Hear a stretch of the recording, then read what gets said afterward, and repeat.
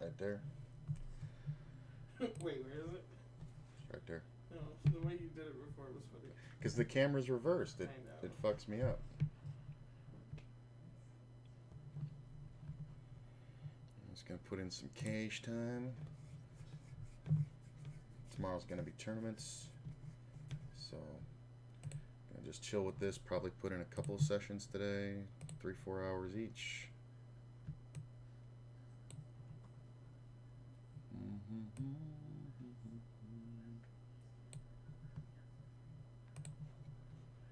Guess I could turn this down a little.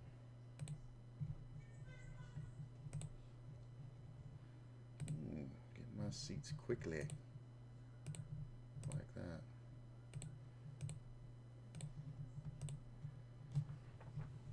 Alright. Make a pair first hand. Not a great turn.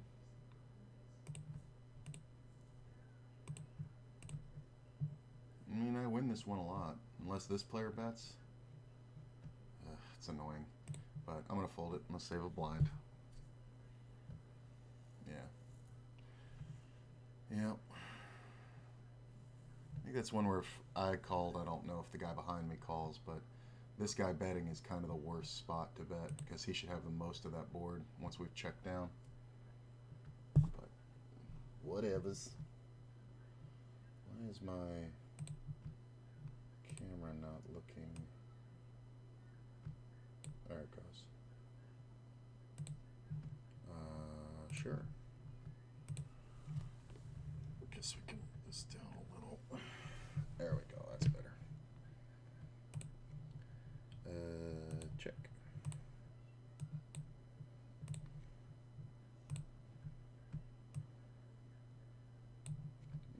Just gonna keep checking.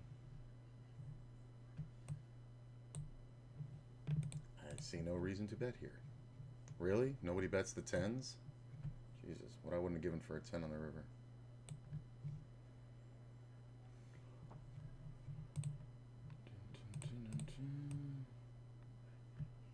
Couple of passive players, couple of players I want to play against. All seems pretty good. Oh, there's the balance updating. I might do the wake up with me later because I do want to study a bit tonight, so it won't exactly be a wake up with me. It'll be a study session, but I'll just call it the same thing. See if I can get this working.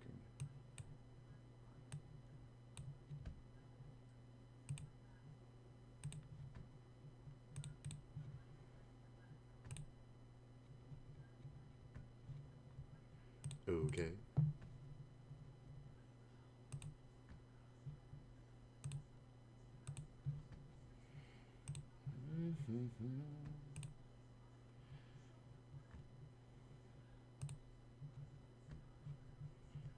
Gonna go ahead and bet the turn just to end this pot. 7 should be good most of the time.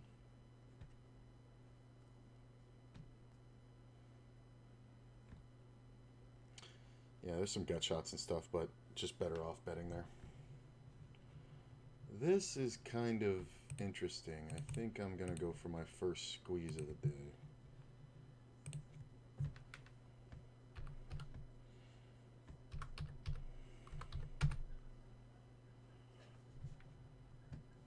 Fold this one. Yeah, it got re-raised behind. Kind of semi-expected.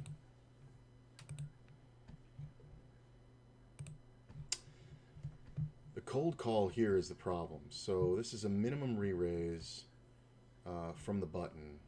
The cold call is what bothers me. If this guy hadn't called, I think I would have jammed. I'm just going to go ahead and call it. Oh, man, I thought I was going to hit the joint there. All right, we'll check. We'll see if we're going to get a follow-up here from the Mr. Min Raiser.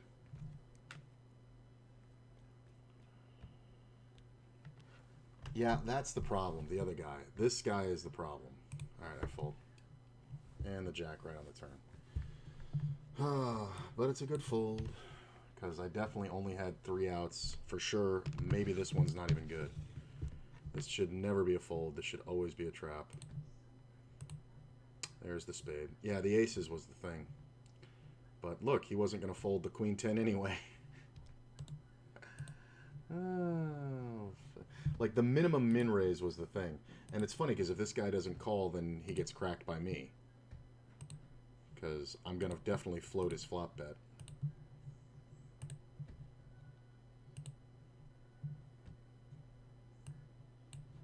Like, but min raising into, you know, one decent sized raise and two limpers is not smart because you're just pot building. Like, once one of them calls behind, you're just letting yourself get, you know, taking 3 people minimum to the flop, which is never what you want.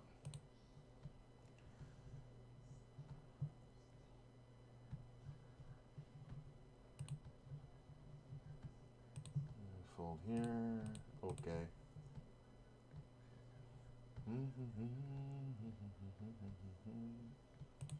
Take a deuce.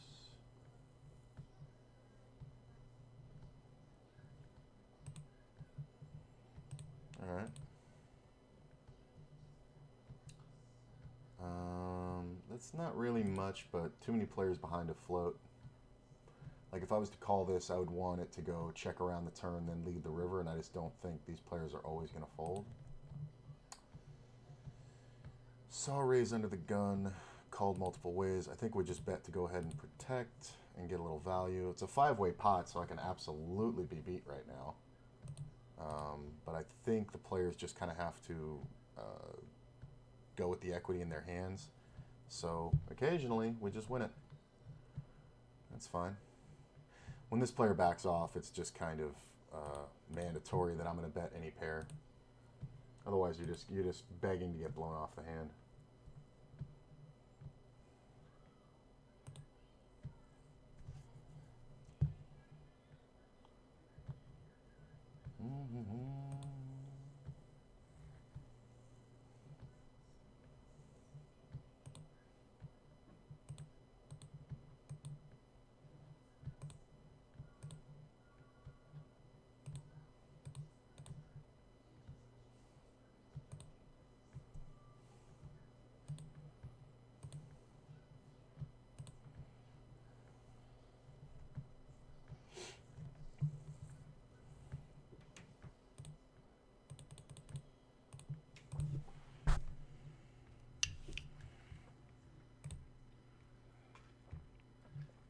Raise, re-raise, jam. It's for $1. You deserve to lose for thinking about it. Oh, and of course he hits the queen on the river.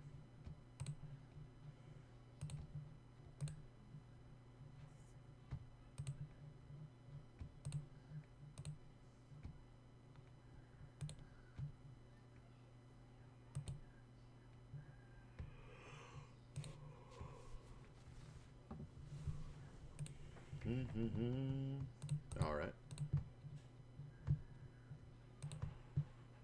Don't mind this too much. Gut shot overs. The lead is kind of funny, especially with the call. Double gut shot now. Missed it all. I'm just going to let this player keep betting. I feel like they're going to.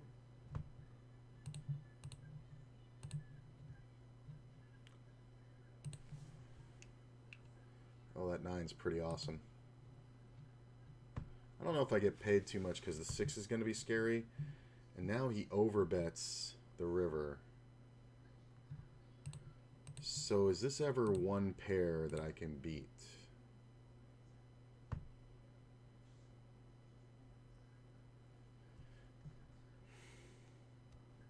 I mean, King 10, obviously, right?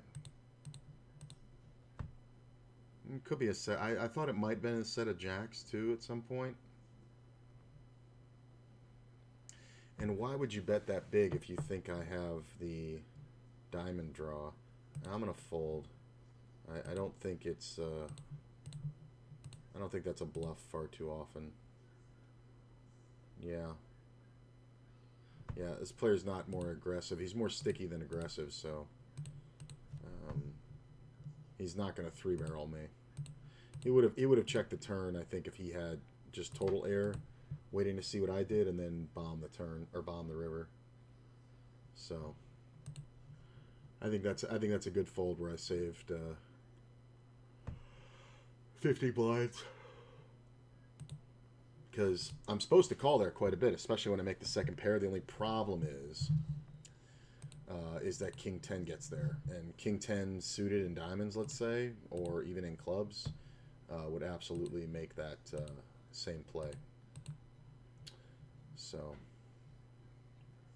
and we're going to go ahead and bet. Take it down.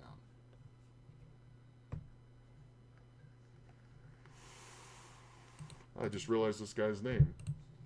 David Lopan. It's from Big Trouble in Little China.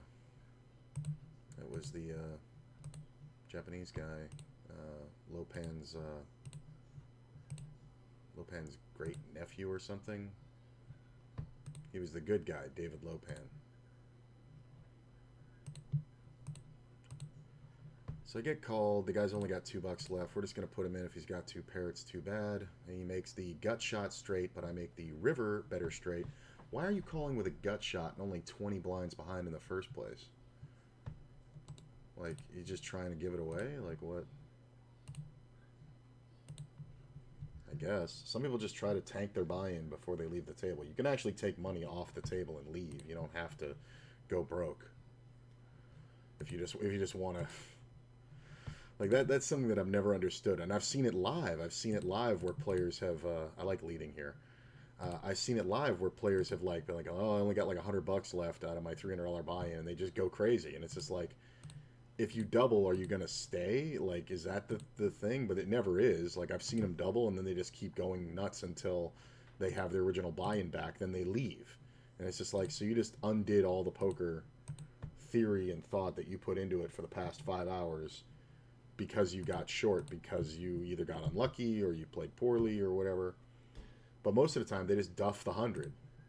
And it's just like, it's actual money. It's you could actually say, I lost less than a buy-in. You know what I'm saying? And it would have been kind of a victory to have that discipline.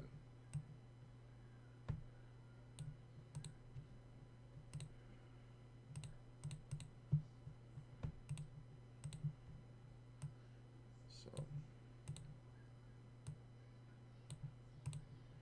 yeah, I expect to get raised here quite a bit. Same two guys. The optimist and the pessimist over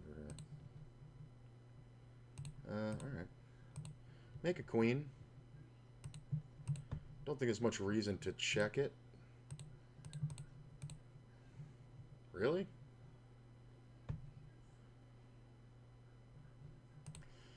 Player calls, club on the river is kind of gross. Did he bet? Yes, he did. You got it, my man. I fold this. Yeah, I wasn't sure who had the pair and who had the ace-king, so I just got out of the way.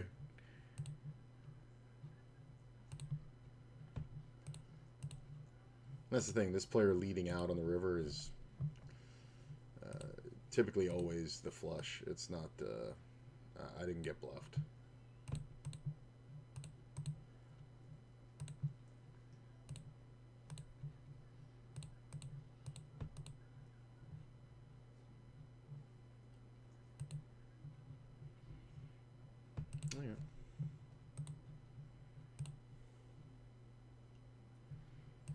I guess we can move this over and fill it out a little bit.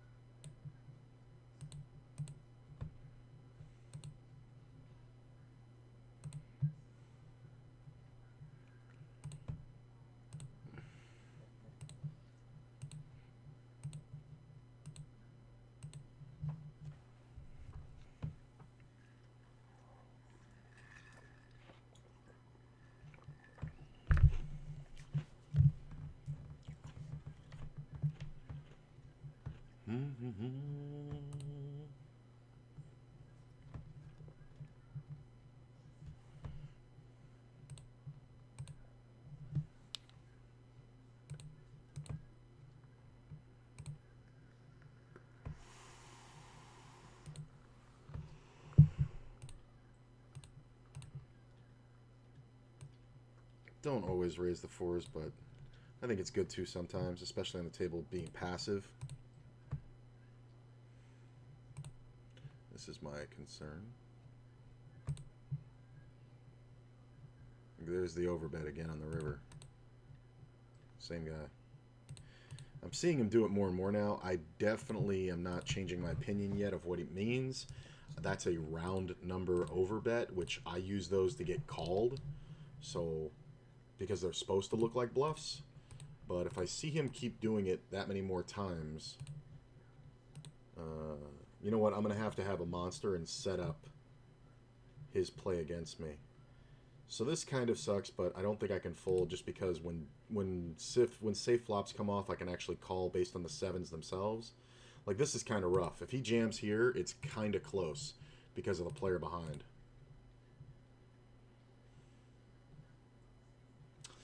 Kind of close. Pot size bet. So he's either got a bigger pair or he's got the ace-king. I think we might have just seen a jam from the ace-king. I'm going to fold.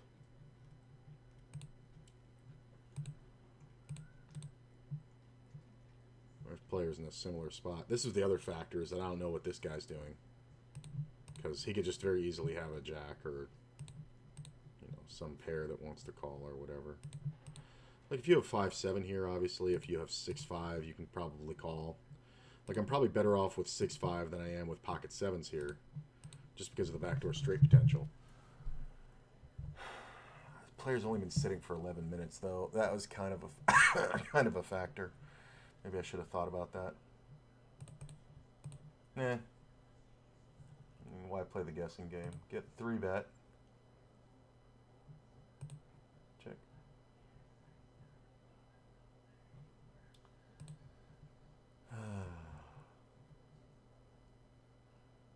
You got it. If I had a spade, I could call. But it's just, you just don't see people 3-betting often enough at this time of day, so I'm just going to check this down. I'm not even going to go for the bluff because my hand has enough showdown. Hey, look at that. Only ace out there, right? Deuce, tray, and 4 deuce. Wow. No danger whatsoever.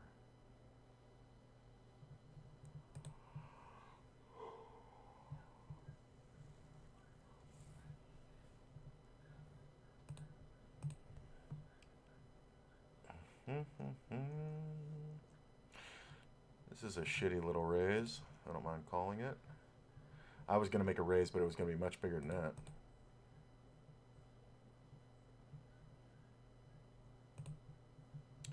Six isn't bad. The big pot bet. Okay. So this is somebody with a diamond. So, and it's at least a diamond with at least 3 overcards to my hand, so, or to my pair, so I'm not going to bother. Just kind of easing in, looking for the right spots to be aggressive.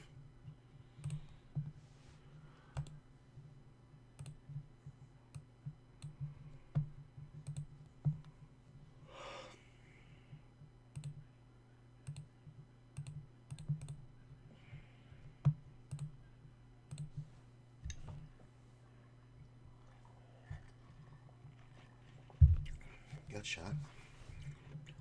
In position, floatable.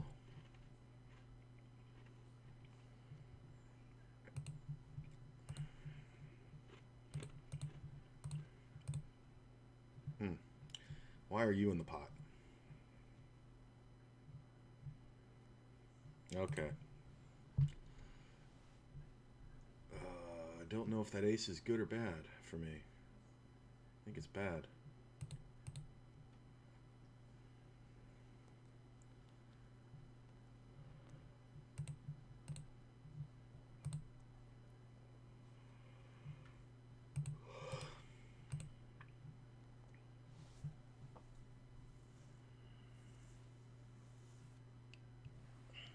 I don't think it's good to change the size of your bet based on the other player's stack when you have him covered. Just bet in relation to the pot as you normally would, because this kind of illustrates to him that all in is half the pot. Like, if you bet $7 there, it can throw off people's math in their head.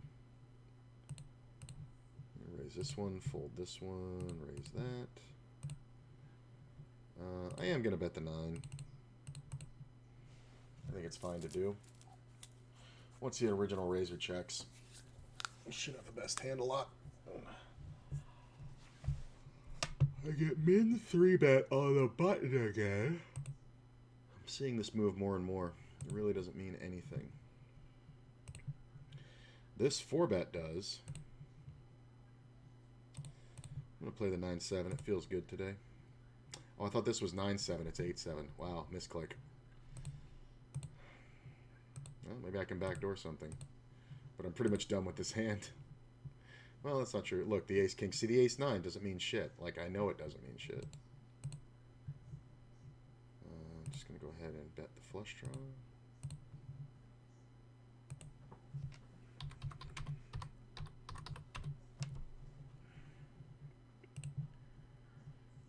Do I want to fire again? This player takes a really long time. I'm going to fire.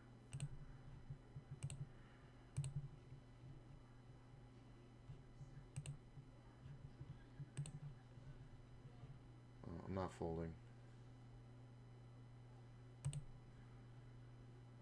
That spade's awesome.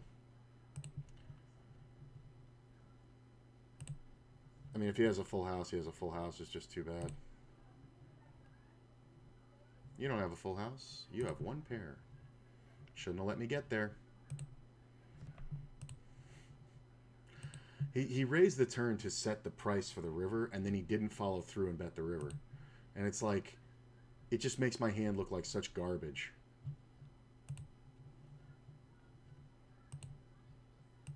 Fold. Why are you taking so fucking long, dude?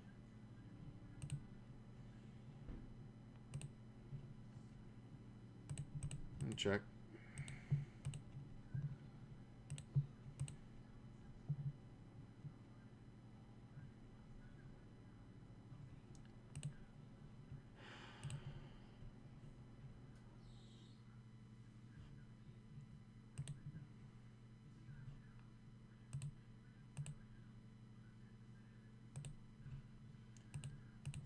I'm gonna have to make the delay longer if people keep playing like that.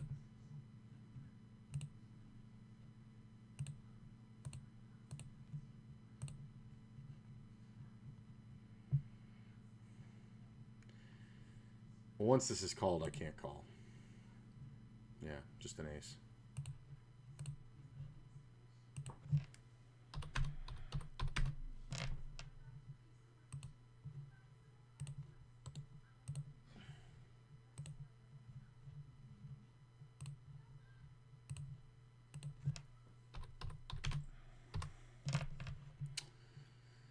Let's raise normally.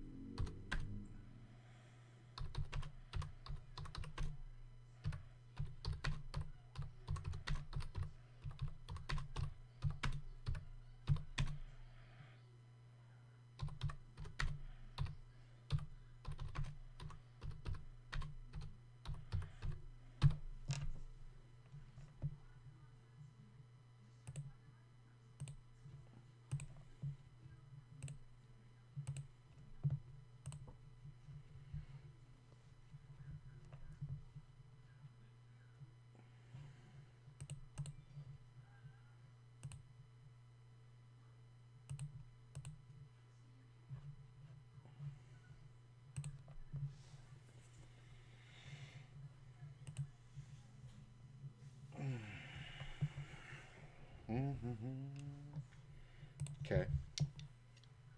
Oof. Gut shot, backdoor flush draw. Okay. Flush draw, open ender. Okay. Flush.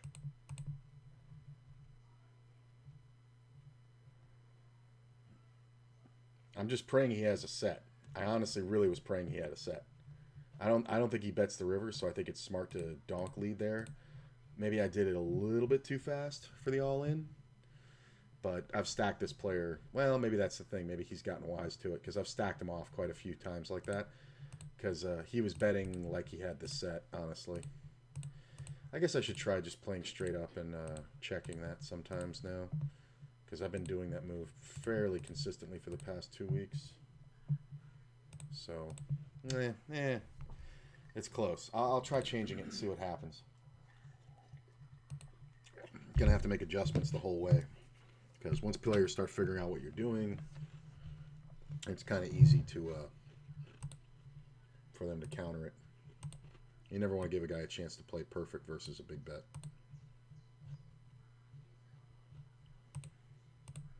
Hey, up a buy-in. Now I got the kings. See a super small raise. I'm going to make a super big re-raise. Because this player doesn't have much money, and I don't want to play this pot multi-way if I do not have to. So you're coming out of first, bro. You want to just get it in? Ace, king, ace, queen. Pocket jacks. Nobody does this with kings. That's the thing. The under bet is underwhelming. Like the betting that small is like trying to set a ridiculously low price to flop your hand.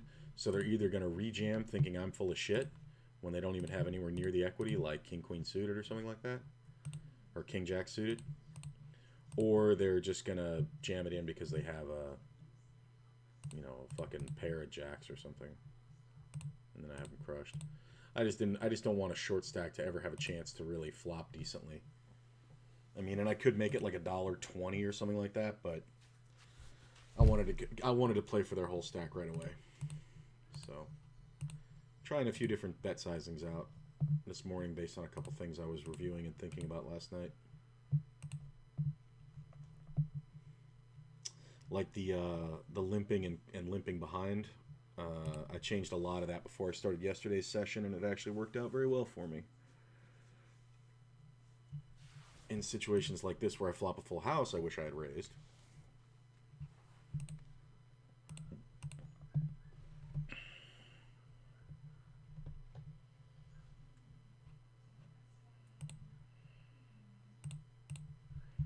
I'm just going to bet something. I mean, there's 5 people in the pot. Somebody might have a draw.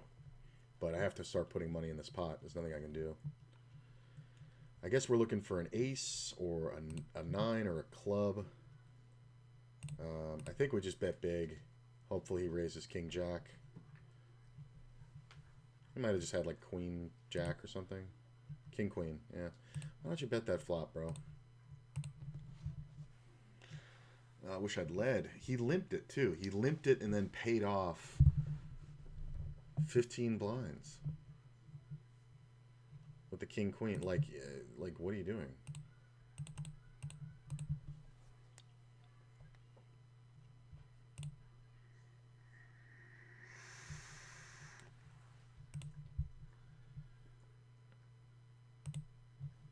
King's pretty good. I feel like this guy has a tendency to do weird shit, so I'm just gonna check.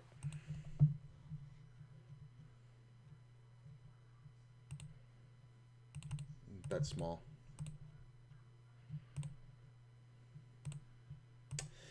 I've seen, you know what? I should have just bet normally because I've seen him do really weird shit when people bet normally, and I was trying to like goat something into happening. So maybe I over adjusted there. Queen.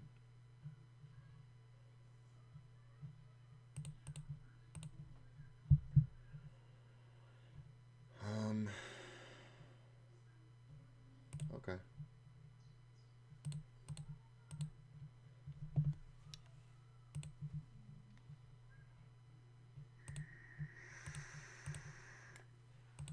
Check this one, see if he'll bluff at me. I guess not. I mean, this raise is nothing. This isn't even a pot-sized raise. It allows me to call with my gut shot. Although that is dabs. Like the last time he did that, he had aces, right? So, and king queen can be out there, so I kind of got to be a little bit careful. What did that player have? King 10 gut shot. Interesting. I'm gonna go ahead and bet like I'm protecting. Yeah, have to bet bigger there because I have to look like I'm afraid of the flush. So just betting huge with my ace king or something. So this is interesting. So this player limped, called the raise, checked the flop, and is now leading. So typically this is 2 pair. I fold. It's typically something like 10 jack. Specifically, or a set. Again, another small stupid raise. Check. I mean, and that's going to work a lot because it's supposed to work a lot. He's the only one with any equity. Half pot bet doesn't really mean that much. I wish I'd called it with a spade. I would have called it. Limp.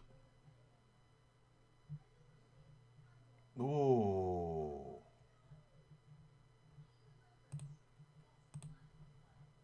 I'm just going to make the bad C bet. Nobody has an ace. That's frustrating. Like, and I don't want to be trapping because, like, maybe I should just start trapping because, like, these players are not, they're not sticking around to the bets. So I guess I might as well start trapping and just play old school ABC. Although I'm winning a lot of pots I'm not supposed to, so.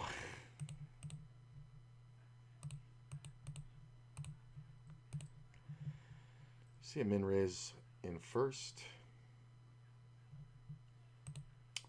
Going to raise big. Look at this flop. A bit small here. Get called. I'm gonna think for a minute. And bet big. Really? Well, if you have a better flush, congratulations, sir. You do. Seven of clubs? Just sucks when I raise and flop the flush. That's what sucks. This player calls me. An ace rips the turn, which is hilarious because he's going to have a lot of aces. I'm going to check and probably call a river bet because he could definitely have queens or something. That's an interesting overbet. I mean, does he ever have ace-king here or ace-queen? It's kind of hard to see. No, he has a set of deuces full. Congratulations.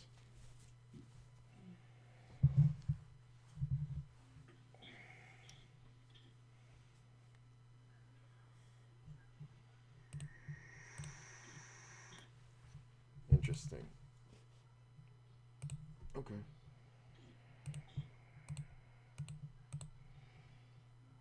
So these daytime guys, they'll be adjusting the size of their raises for no reason.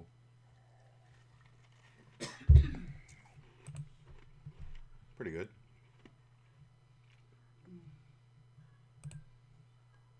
Just gonna go ahead and protect. Get snap called. Pretty much just dodging a spade, really.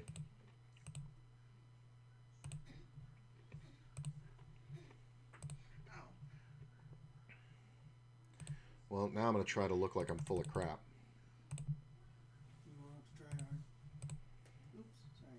Apparently these players just call down with anything, so it doesn't take much. I love on the river when they have like 10% of their stack left and they're like, oh, I guess I made a mistake, and then they fold. But you should have given up on the turn, bro.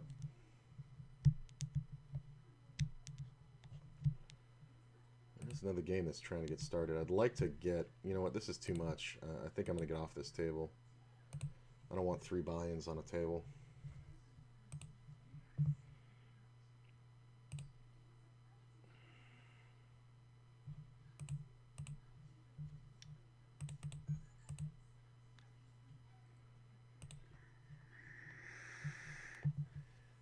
And the thing is, with that 8-9 versus the king queen, it's one of those things where he could just have the ace of diamonds, he could just have a set, he could just have two pairs. So I'm not looking to fold flushes.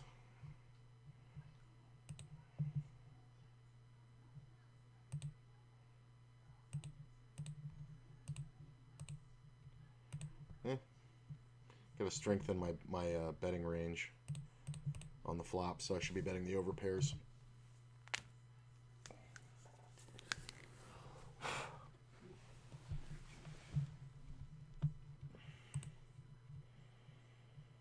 I'm gonna check this one. I haven't checked a paired board flop in a while. So this player is very aggressive. The problem is he has an ace, so I'm just gonna let it go. Limping first, and I have aces. Interesting. In the big blind.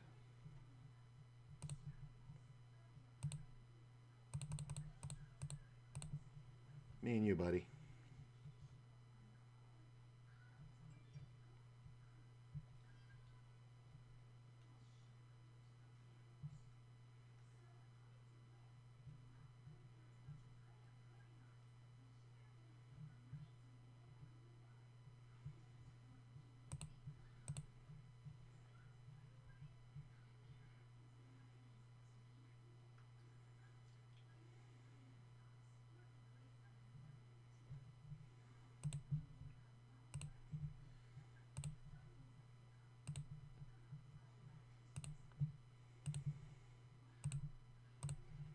That was easy.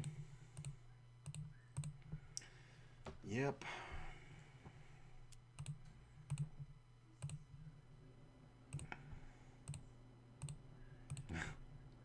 Poor guy was sitting there 7 minutes.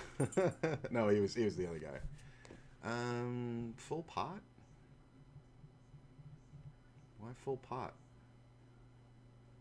Right. I mean, it's probably a flush draw, but there's chances I can be beat.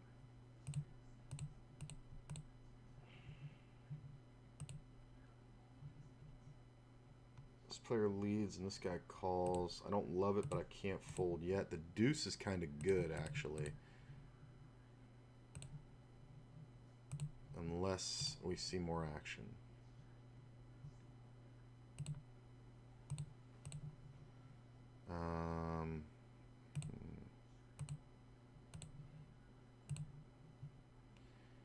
Check the heart. Yeah, 10 jack is definitely a thing there. 6-8 could also be a thing. Look, my king was good. I'm curious on this one. King jack. Yeah, just I was trying to find the correlation on the flop, but there wasn't one. He just called with overs. So this guy had 10 jack and was leading out with second pair. Pretty dumb.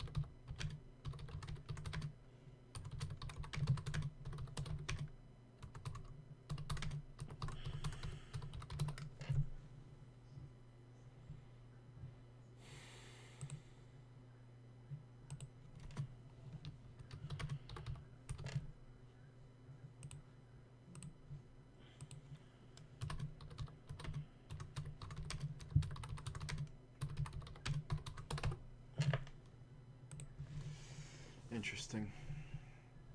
Just get to the table? Is that what it is? 10 minutes? Yeah.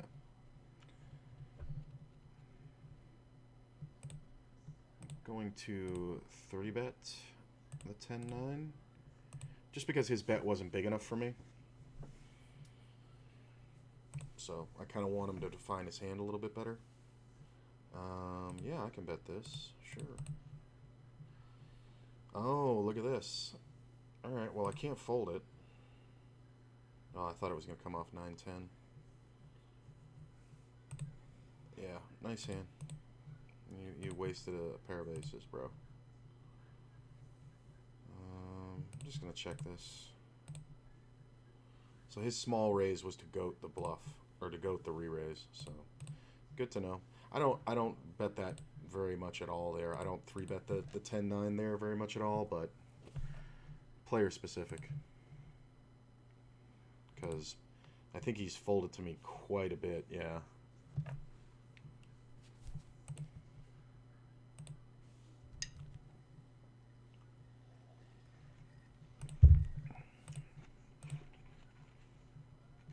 So people are raising too small and getting themselves 3-bet very easily. Yeah, I mean, it's just like, I know you're on a short stack, but don't change the size of your raise based on your stack. If you're going to play the short stack, you have to play it tight aggressive and basically just be willing to get it in with, single pair hands.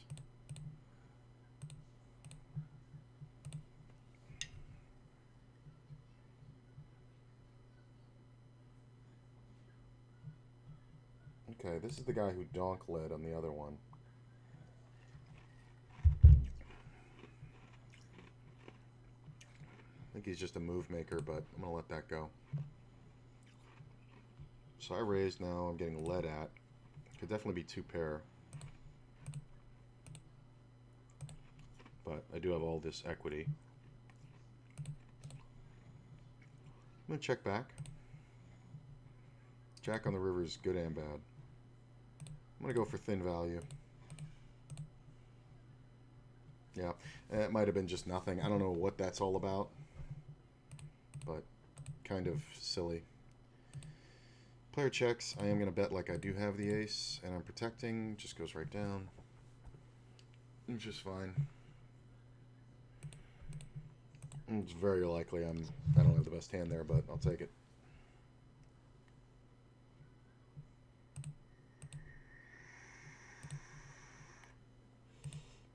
Going to c-bet. Just take it down. This is one of those players where if I check to him, he's going to bet every time. So I'm kind of hoping he builds up his stack a bit, because it's really the only way I'm going to get value out of him. Like, if I c-bet on an ace-high flop, he's just going to fold. But if I check it, he's going to just go crazy. So it'd be a very easy way to get the money out of him with top pair. Got it. Pot it.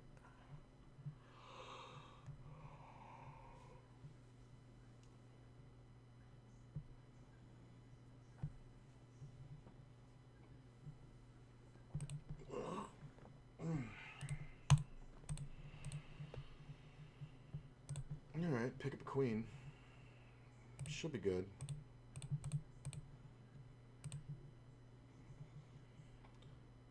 Get called, make another queen. I'm just going to charge the flush draws. As long as it doesn't have king queen.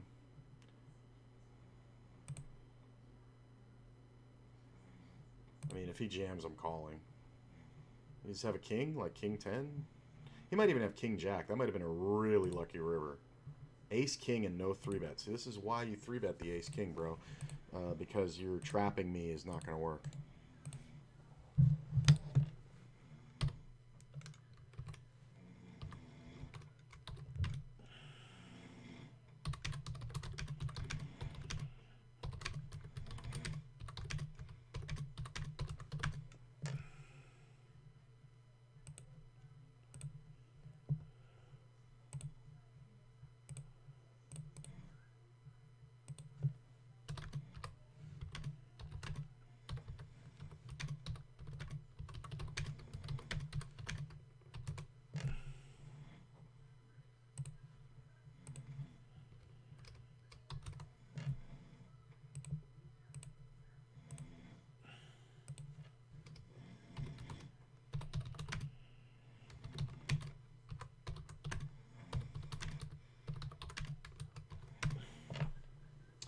Yeah, no 3-bet pre from the small blind. Interesting.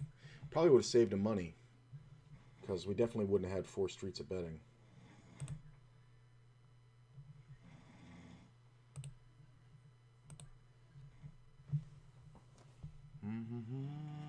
How much did I win on that pot? That was a good sized pot.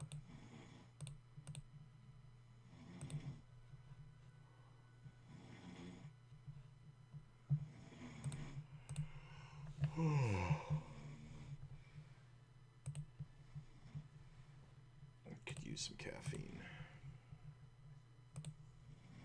Okay. Oh, there's my 9. No 7 or 5. Check. I mean, I got a gut shot. That's the gutty. Our flush draw possibilities. I'm just gonna bet the river. I don't think I get called here very much unless this guy just made top pair again. Right? King 10. No protection whatsoever. Just no 3-bet with the ace king, no protection, no nothing. Just, you think that's what poker's about, man? I'm going to lead at this one. People never expect you to lead the monster. All right. This player leads. I have 12 outs twice. This player calling. I love it. There's my flush. I mean, that's the worst card in the deck for me on the turn. Really? You're betting your own hand?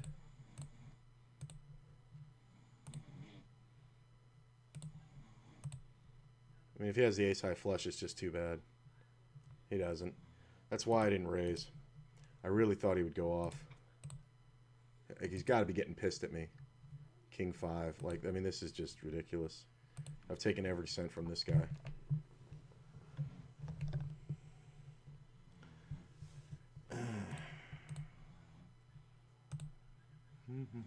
I want to play more pots with him. This is interesting. My friend here has been very aggressive. I can't fold for that. Make the 10.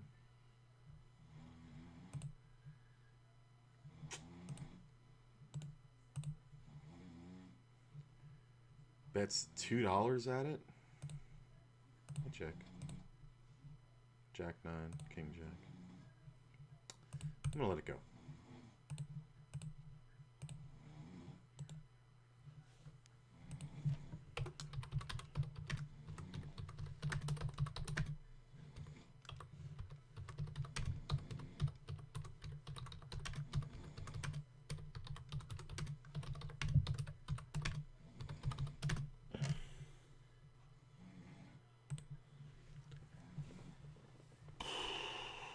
Fold. What happened that last pot? It was King 10. Yeah, I folded because he was over betting. Look at that. What a horrible play.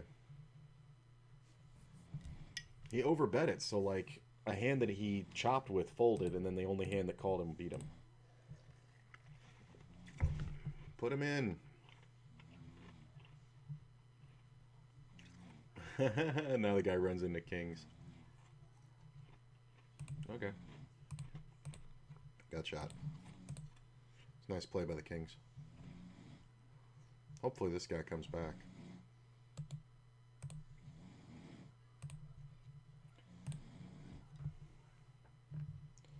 Might win something with the jack on the river.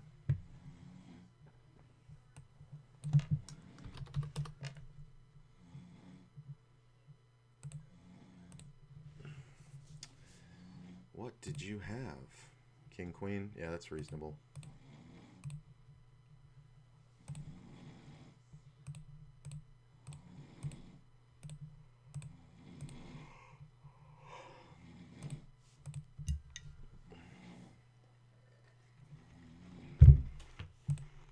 I might win. Random queen wins, so. Just going to call my buddy here this time. I'm going to underplay the good hand. Nah. Where was that flop when I 3-bet? Oh, my man reloads.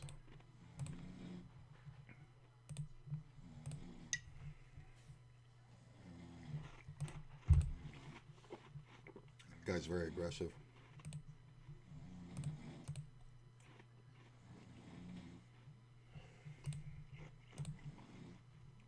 Should be checking.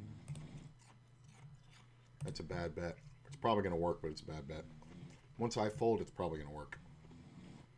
Because I'm the one who should have the hands here. This player shouldn't have too many nines. At 5 is very interesting. Especially if he like leads for fucking $8 or something. I knew he was going to lead. And then the jam. Can you ever have a full house? No, you're just fucking an idiot. Look at this. He just tried to rep it. That's hilarious. He actually tried to rep it. Why are you trying to rep a 7? In what world do you have a 7? Ooh, I have a 7.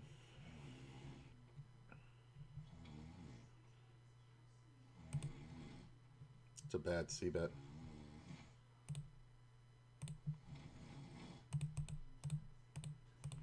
I mean, he should check the turn if he has a king.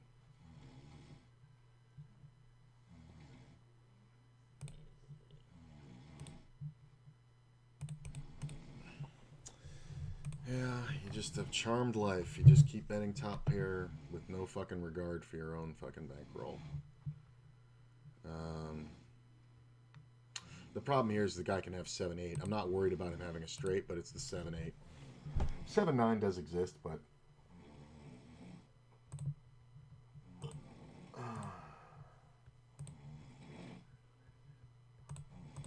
why are you betting so big, Spectre?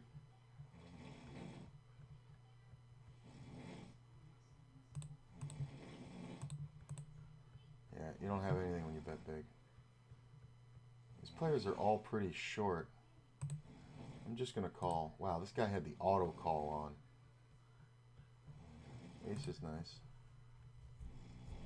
This player's so short that I really don't think I get fancy with it. I think I just kind of get the money in. I'm going to go ahead and bet. The thing is, he's never going to fold an ace. If he has ace-king, I just lose. But he's just too short, and I think I'd rather just win the pot and try to get the money in. Sucks that the board paired on the turn, because then that takes away all my kicker advantage, but it's not the worst situation to live in.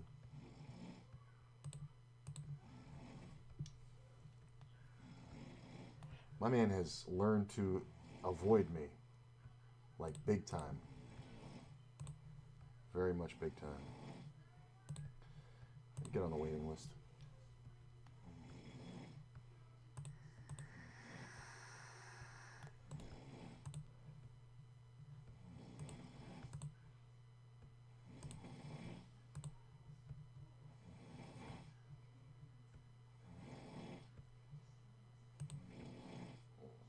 Are you really going to try to represent this ace?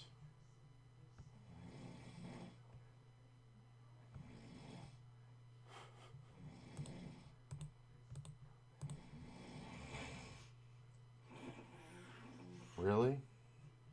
See, this is bullshit. I know this is bullshit. I should have just floated it. It's fine. I know it's bullshit.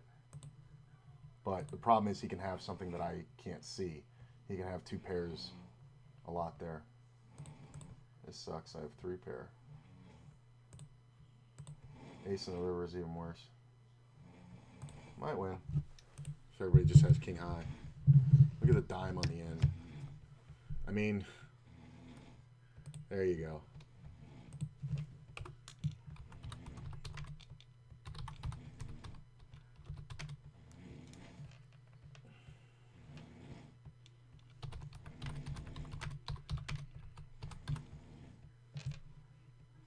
I mean, you could have bluffed me.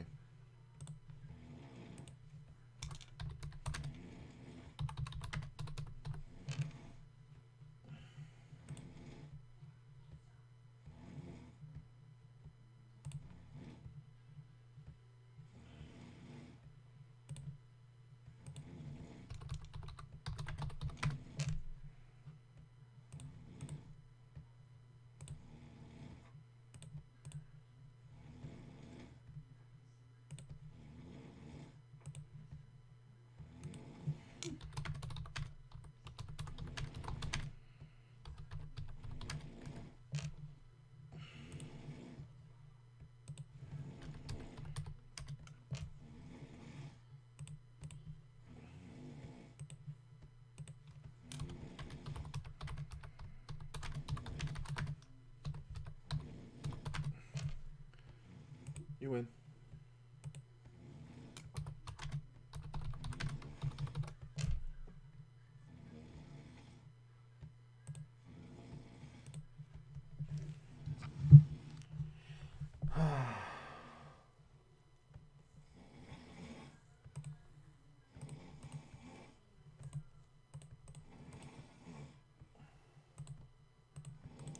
It's one of those good ones for a check around. When he's betting, it's fine though.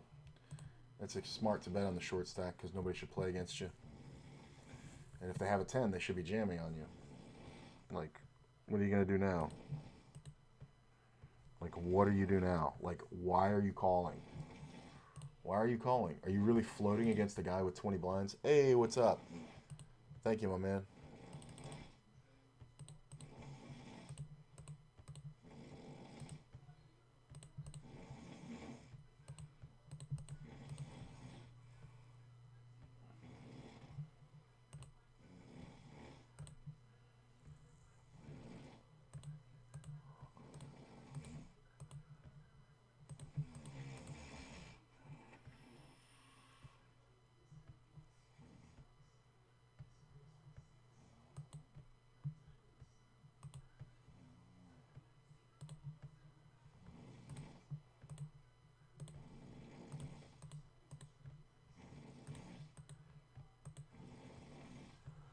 I want to get back on that other table. Ooh, there's another one that's just getting going.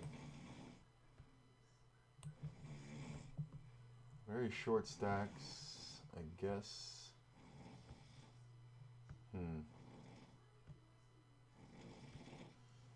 This guy's the biggest stack, but there's not much money on this table yet.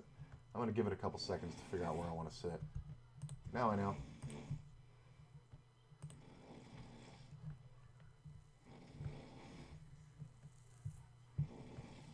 Once that seat gets taken, I'm cool. Oh, I guess I should bring the lobby back up. Is that still working? Nope, of course not. Fucking balance thing, man. The balance thing keeps fucking up like you wouldn't believe. Check.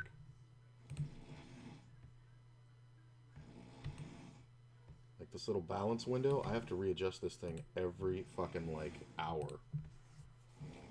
Super small bet. I am going to call for backdoor potential. Player could also be bluffing. Just taking a little flick bet.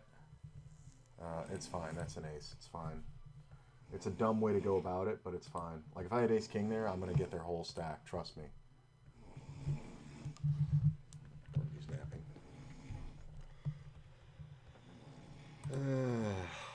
I have to take a more post-flop approach at this time of day.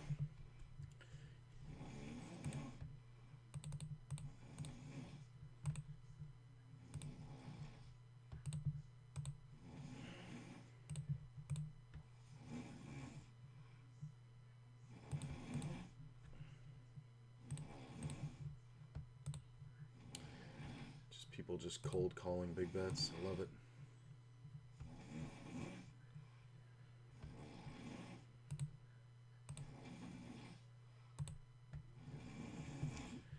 Really? Alright. Can have it, man. Obviously just going to put this player all in. If he has something better, that's just too bad. Pocket nines. That's the idea. Look like you don't have anything. Thank you. Payoff wizard. Abracadabra. Vanish your stack. The payoff wizard. One of my favorite kind of players. Like, really? You're going to give me all that money? This is interesting. I could 3-bet, but I actually kind of like the call here. Like, I don't hate it, but I don't know what's going on in here. So, I don't know if I want to 4-bet right into that. At the overpair, I kind of got to proceed cautiously, though. I mean, there's 1, 2, 3, 4, 5, 6 of us in this pot. If this guy bets big, I might just ditch the hand. He didn't bet big. Alright, now I can raise. If he has aces, he's played it better than any player I've seen on this site. He's played it better. Good for you. Good man. He didn't overbet it. I was expecting him to overbet it. It really was. I really was. I was expecting him to overbet the shit out of it. I mean, at least he didn't have much money, right? Why are you leading into me? Oh, you raised. I'm going to take one card off. It's a half pot bet.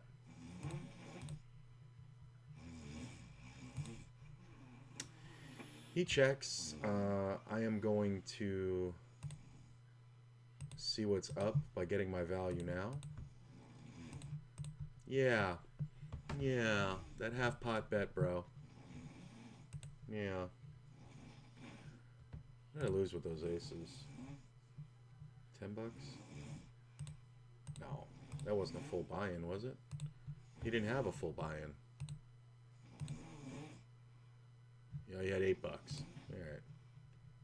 It's a nice sized pot, though. Okay, Spectre.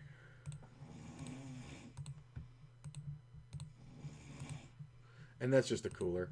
Like, when he bets that way, like, if he had bet, like, super huge, I would have just straight folded the tens. But when he bets small like that, he actually plays it well. I don't mind going broke because it's so rare that you're going to see a player do that. You know, changing their bet size because they want to get all the money in. Usually people with aces there, especially in a six-way pot, are just going to freak the fuck out. And there's just no way I can fold when he bets small when he could just be c-betting standard. So, it's fine.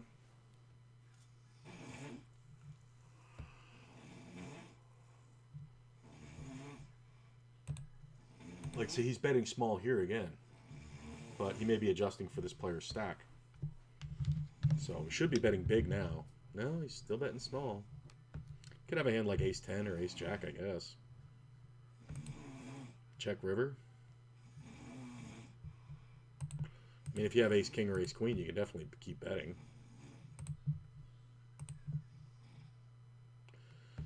It's a good bet. Because if you have ace-king there, you should get paid. Yeah, I'm going to get into this one. Can I get on this table? I'm going to pot this.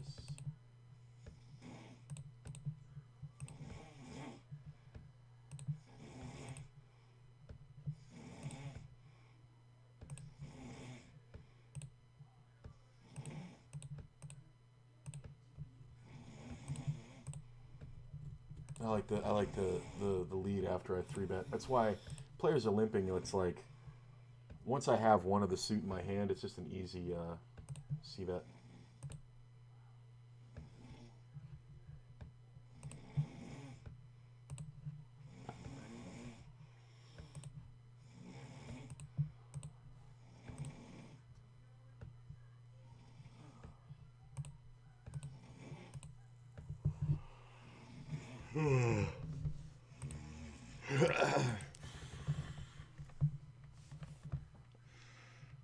Don't mind this imposition.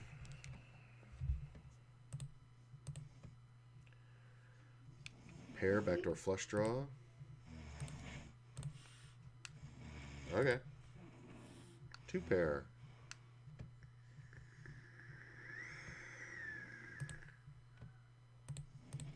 Just gonna try to look fishy.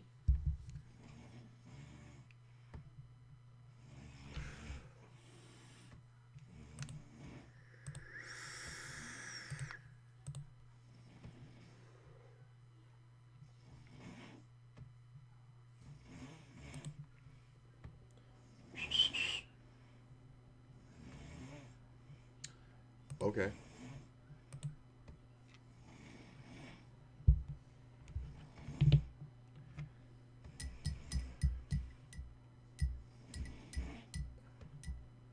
This is the dumbest fucking bet I've ever seen. You just unless you have 2 pair 10-6, this is the dumbest bet I've ever seen.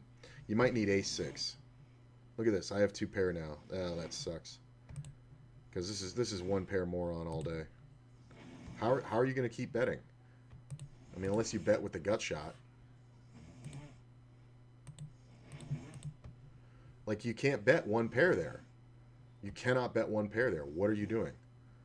Like, you didn't even check to the razor.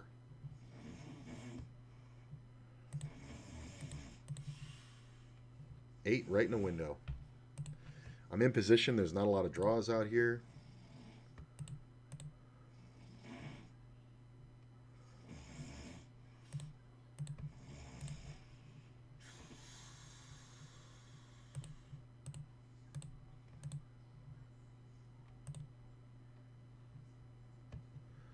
This player bets half pot.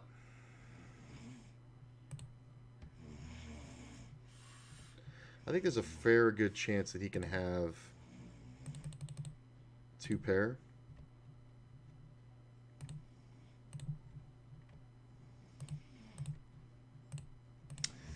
It's one of those things where I have to raise there because I'm not going to know where I'm at if the heart comes off, and plus there's gut shots. Not that I'm really worried about getting drawn out on me. If it happens, it happens. But at the same time, I definitely want to not let him set the price, you know?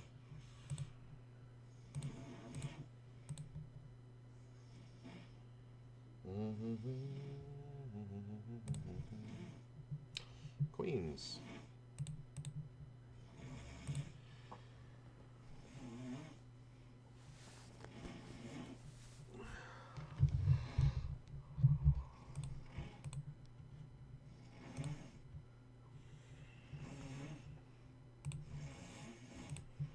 I'm going to check back. I'm just trying to get him to bet something.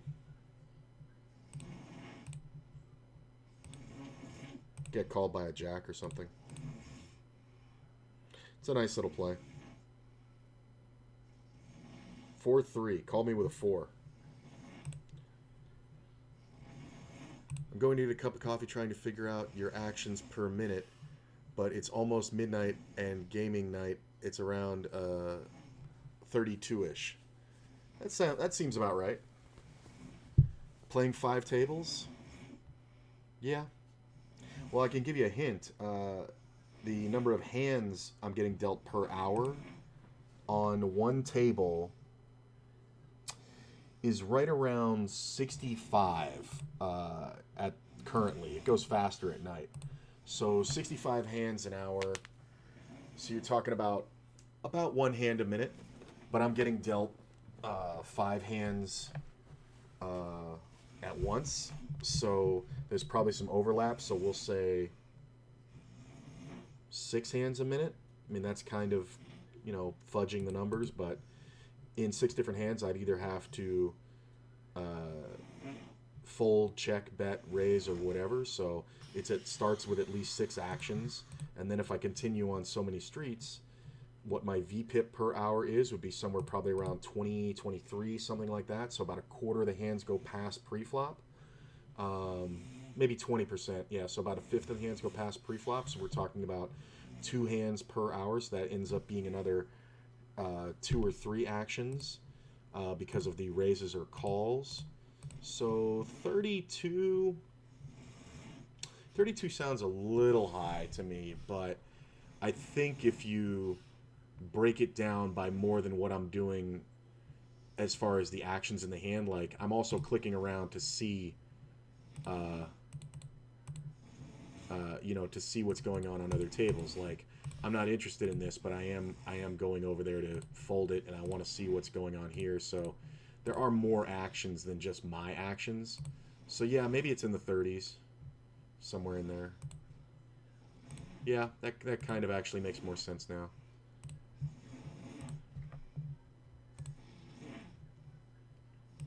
Fold this one. Yeah, I think the 30s is sounds about right. I'm gonna check raise this small. The player's on a short stack. Just don't know what Big Blue is doing here. I've check raised him like 3 times now in pots he's been in. The problem is he just plays too many hands. We're just gonna go ahead and bet big, get the money in. If he's got me beat, he's got me beat, but he doesn't. He's just embarrassment calling. This is interesting. I fold. Yeah, I do have to look at different tables. That's interesting. I've never clocked it. There are programs that you can use that clock your clicks to see your APM. I've never looked at it. Playing on ACR, playing tournaments, it's probably much higher. Even though if I'm usually only playing 4 tournaments, it's probably much higher. It's definitely higher if I'm playing Zoom.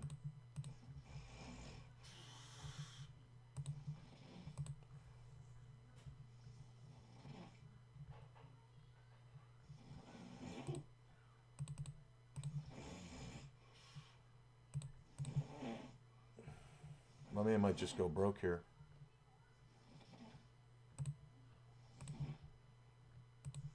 And if he's got 2 pair better than me, that's fine. Yeah, I don't like this. Damn, he had a set. Did you really think about folding a set? Did you really think about folding a set? That's a super cooler, man. He raises out of first with pocket 6s, flops a set, and I have 2 pair. That really sucks.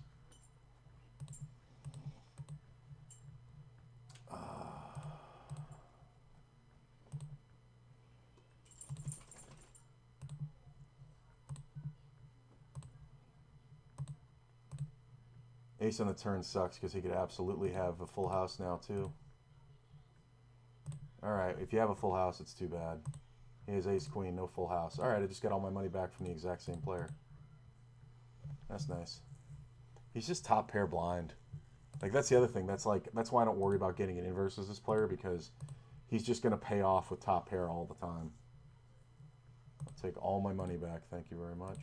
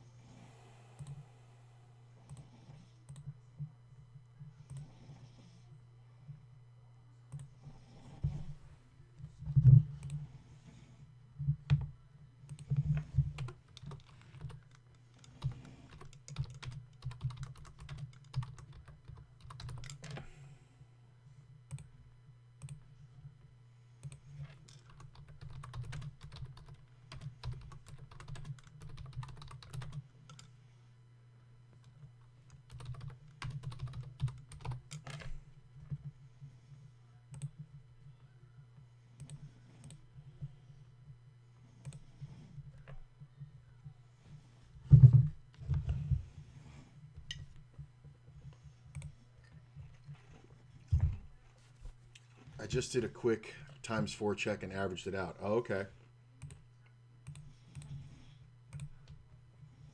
Seems reasonable.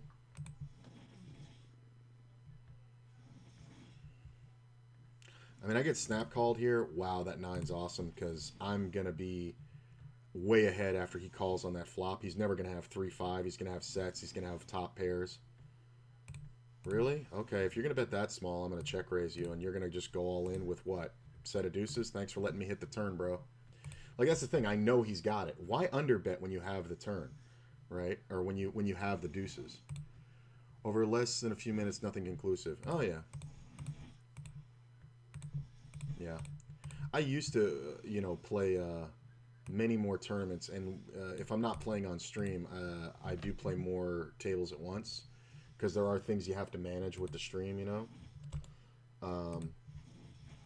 but I think at my comfortable max, I'm at 7 tables. It can be 8, but only if they're cash games.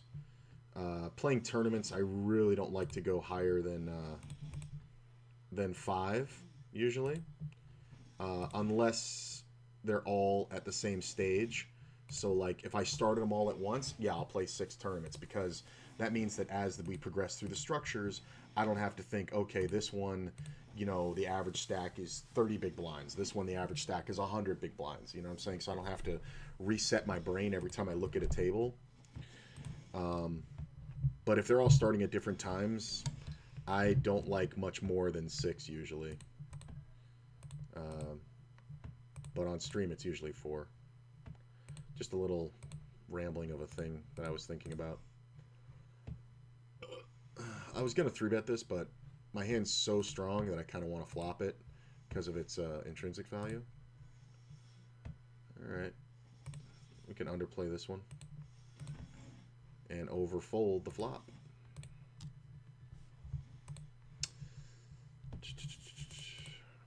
I am going to call.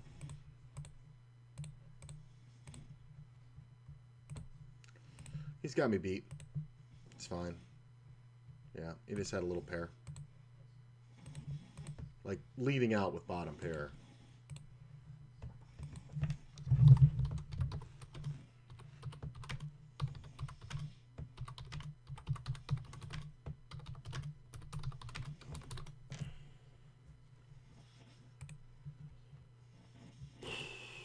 Lot of donk moving. It's funny because I'm studying we're studying the tournament masterclass in the Wake Up With Me's, and it comes up often, the leading, out of position leads, that there's so few of them. Like, there's so few situations where you should be leading out of position. Typically, it's only like if you've been 4-bet pre-flop and you have the range advantage and the nut advantage, and you have to bluff. That's usually the only time. And you have to be on a specific stack so that you can manipulate the other player. I'm going to check this one. This player's going to bet, but it's fine. Overbet? You can have it, bro. Did you just get here? Nah, 20 minutes. All right, that's fine.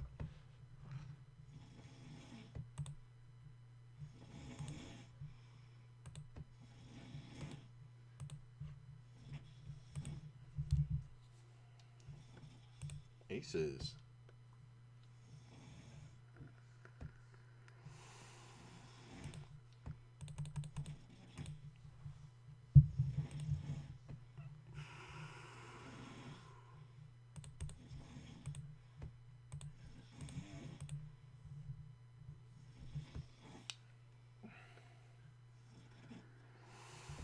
I'd love this guy to call and to come off like King 4-9, because he's going to have King, Queen, King, Jack a lot, and he's just going to duff it right into me. Alright, that's not what I was looking for, but it's okay when he duffs into me. Let's just put the money in, bro. You don't know how to fold. You don't know how to fold. Like, that's the thing. There's no reason to slow play against him. Doesn't know how to fold. Overpair. Just called with the queens because he wanted to see a safe flop. You should be 3-betting that. But he totally pussed out. This is interesting. I don't know if I have the best flush draw here. Like, this lead can be anything, and this, I mean, I guess it could be like top pair, overpair, but I'm going to give this one up. I don't like it. I just don't think I have the best flush draw enough of the time to justify that call. Like, I had the price, right? I mean, now this guy's got the ace-high flush draw. You would just bet to get your money in because you're never folding, right? Snap call. Queens and the ace-high flush draw. Look how smart that is. Like, the price was great. I should totally be playing that pot, but because of board texture and player action, I knew I didn't have the best flush draw. That I'm really proud of. That I'm most proud of today right there. That makes me very happy. I folded this for free. Look at this. We're on the flop. I defend. It's a 5-way pot, so I defend because I have the suited cards. I hit my best flop, and it gets bet at and just smooth called. Like, how strong is this fold right here? It's so good. And I was just drawing dead. I needed like running fives. This is kind of interesting. I think I just call. 4 is not bad. It's not awful. Or it's not great, but it's not bad. I'll go ahead and raise that. Some of these hands, like Queen Jack, by the way, I don't advise people raising these. It's because I know the absolute value of this hand and the players that I'm up against. I am going to check raise, because this shouldn't be much unless he's full.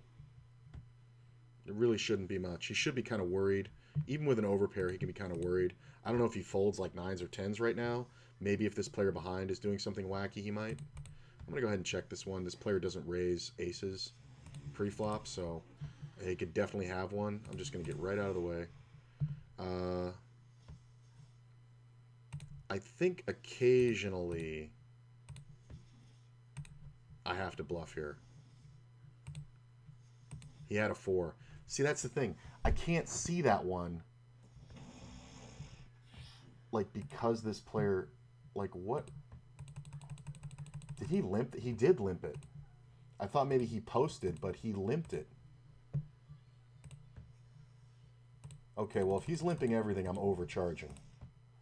Yeah, he limped everything. Okay, okay. Now that I have that information, I won't do that again.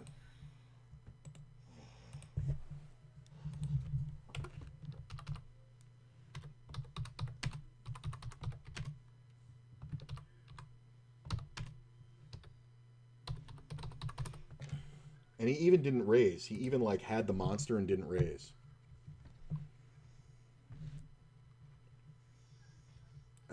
I think I can bet here. I love it. I got tens and then I got kings again. Back to back, I get to make big raises. I like this play with these fives. I'm just going to keep raising this guy way too much. Like, I'm trying to look like I'm tilted over here.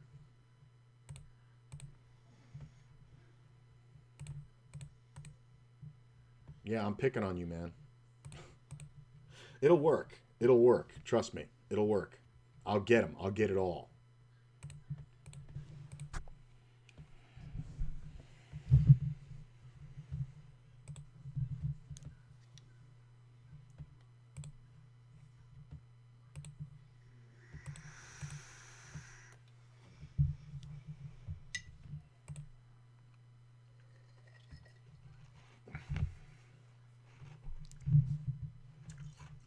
Okay.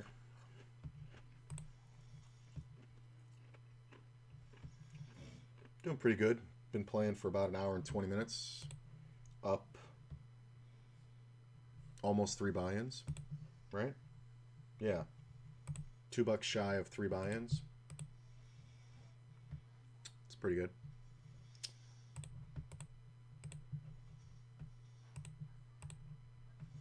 Look at that deuce. The problem is this isn't a very big pot, and the players don't have many blinds, so it's going to be kind of hard to get it all. I'm just going to call, and hopefully he bets the turn. That ace is perfect.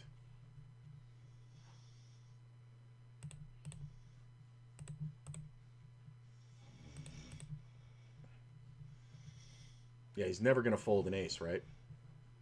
That's the reason why, because he's never going to fold an ace. And unless he has ace-5, it's whatever. He thinks that's a bad beat. That's the funny part. He thinks that's a bad beat. It's not. You know, a player raised, and you called a raise with, this is weird. You called a raise with ace-7 offsuit in second position. It's not a bad beat. You started out the hand way behind, and you were just never ahead. And then you bet the ace on the flop, and then you fell for it and bet the turn, and then you fell for it again, and then just called the river. No, that's not a bad beat. That's bad play, bro. It's like when Mike's talking to Kanish, and he's like, you know, it wasn't a bad beat. I wasn't unlucky. I got outplayed. I got outplayed that time. But I know I'm good enough to sit at that table. That's right before he tells the Johnny Chan story. Such a great movie. People talk about the sequel to Rounders for years, but you just can't do it. It's like having a sequel to Casablanca. Do you know how many times in Hollywood they've tried to make a sequel to Casablanca? They made a prequel play, but you just can't do it. There's some movies that are one-shot deals and that's it. Like, I don't think they should have redone any more Silence of the Lambs shit, but they had 2 more of those. From the same vein, there was like there was another something, and then there was the Red Dragon. This might be a king, but I think I have to call. Yeah, it's a shitty king. Like, but look at what these players are playing. Like, it's just kind of weird.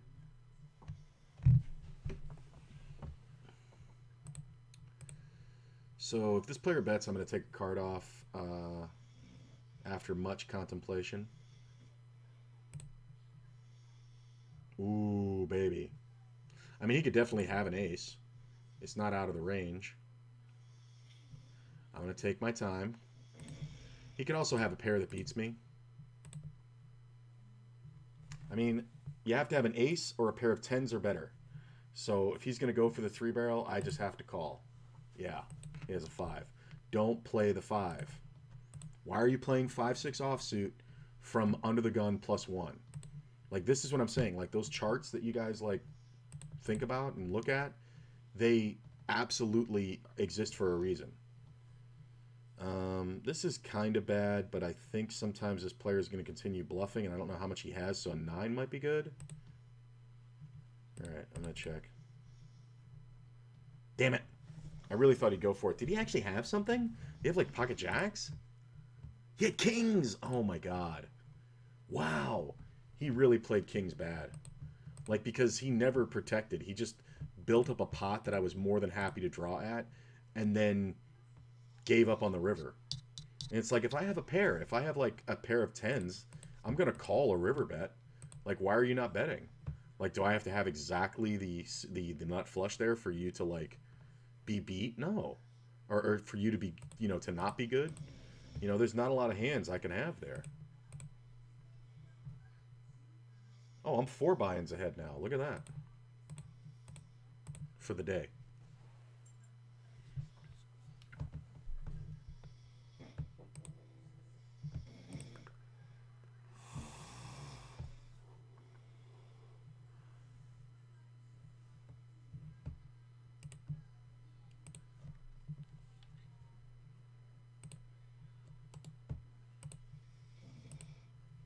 My point with the Casablanca sequel was that there have been like 100 scripts that have been trying to redo it.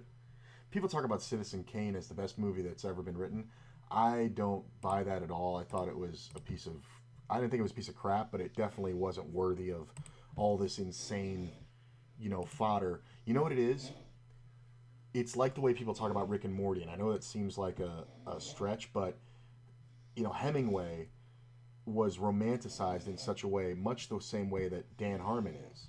You know, so or not Hemingway. The guy in what the fuck is his name?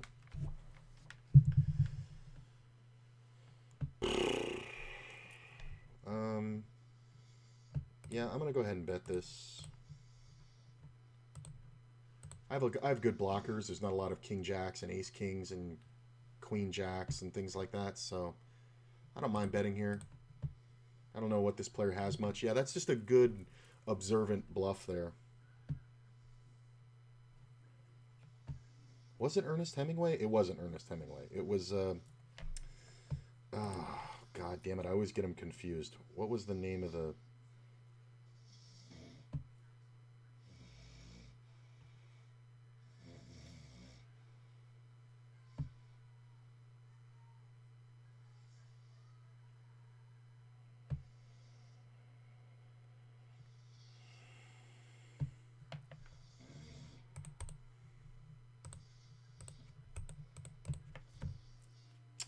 Uh, Citizen Kane comes right up when you type Citizen. Who was the Orson Welles, the director Orson Welles? Yeah, I always get them confused, but people romanticize Orson Welles so much that they just talk about you know, Citizen Kane like it's the best thing ever. If people do that with The Godfather too, fuck The Godfather. I fell asleep at that shit. You want a good mobster movie? How about anything that is accurate but also fun, like Goodfellas or like you know, Casino. Casino was great, especially since I was working you know, in Vegas, and it was getting a resurgence at the time. I saw it in a movie theater on a family vacation a long time ago, and I knew what the movie was going to be because it was a Scorsese. But my parents really didn't. I was sitting away from them in the theater because I wanted to really enjoy it, and I knew my mom would just be going, "Oh, they're cursing so much." Not that it ever bothered her, but it's just, you know, it's a lot of. I think the smoking bothered my father more than anything. So this is one of those ones where people think you're supposed to bet. You're actually supposed to check here because you don't want to get. I don't want to bet and then have somebody with like king jack or king queen like blow me off my hand. So I'm just gonna keep checking and, you know, try to keep the pot small.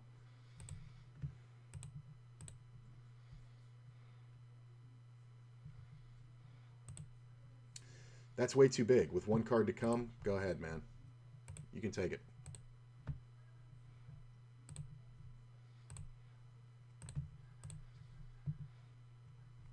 But what was I talking about? Oh, or Scarface. There's another great mobster movie. People don't consider that a mobster movie, but it really was, man. If you grew up in Florida, like I once spent the night with a chick in a hotel down by the beach on A1A, and we left in the morning, and it was, the sun was really bright, and there was this little part out in northern Miami where all the buildings are painted white, and we walk out and we go to the car, and I turn around and I look at the building, and I go, oh my god, uh, this is the building that Tony's friend got cut up in with the chainsaw, and it was filmed in Miami. And she was like, what? And I'm like, yeah, Scarface. And she was like, what? And I'm like, the scene in Scarface. And I explained it to her. I'm like, she goes, that building is shown for like 2 seconds when Tony runs up the stairs. I go, yeah, but I'm telling you, this is it. And sure enough, I looked it up later, and it was. And they had a scene where him and his buddy are at the pool, and his buddy sticks his tongue out at the girl. That was at the Fontainebleau Hotel in Florida, in Miami, that my father used to run every summer. He would do the Electric Island Run, the marathon, and it started at the Fontainebleau Hotel. We would stay there, and we would swim in that pool with the big rock in the middle.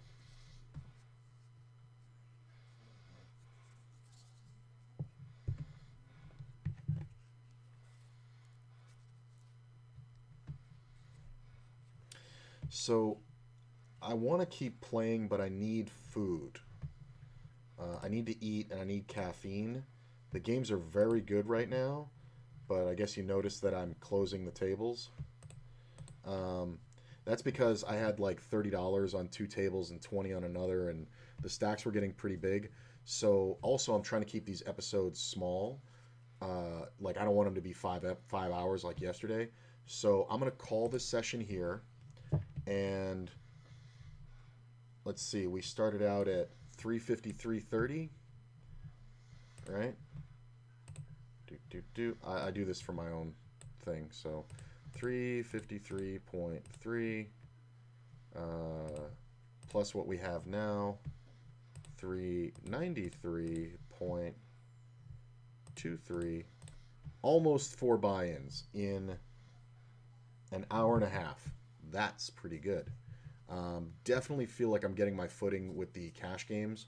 I feel like I'm going to be playing off and on. What I'm going to do is end the stream right now, and then I'm going to come back and play some more, and might go to the gym in between. But I think 4 buy-ins is pretty good for an hour and a half. And here's the thing. When you get a big... I remembered I used to do this when I used to play on WSOP full time. I would get a big rush because, like, every day... And I played constantly, and every day players would be like, okay, today's the day, man. And they would, like, do different things and adjust. And I would win, and because of their shitty adjustments or their misconceptions about what I was doing, I would get up this, 4 or 5 buy-ins right away. But if I stayed on the tables too long, they would either completely back off of me and not give me any action, also because I had a big stack on the table. Like, effective stack doesn't matter to a lot of people. They just look at, oh, this guy has 300 blinds, I only have 100. That's a buy-in. Like, it shouldn't matter. Like, I'm trying to play 100 big blind poker, right? That's why I like leaving the tables also, because it's too much risk and it's too scary. But also, people will just back off you. Like, if you just win a whole ton, and then they can realize they'll be on 4 tables with you and be like, this guy is doubled up on every single fucking table. Maybe he's actually better than I think he is. Like, maybe I need to fucking get away from this guy. So I found that I became really profitable when I started taking these breaks, and I kind of forgot that starting this cash game challenge. So 4 or 5 buy-ins, cool, man. Let's get off the table. I'm gonna go eat. I might go to the gym and then come back and keep playing, but I want to put in at least 4 or 5 more hours today on the table. So either 1 more session that's long or 2 more sessions that are short, because tomorrow's all tournaments, and I'm really feeling the cash game bug right now. So yeah, so I'll see you guys in a little while. Hang around, just keep the alerts on so when you know I come up. If you want to watch this thing right from the start and you weren't here, it'll be posted on YouTube in about 15-20 minutes as soon as I get it downloaded. See you in a little bit, guys.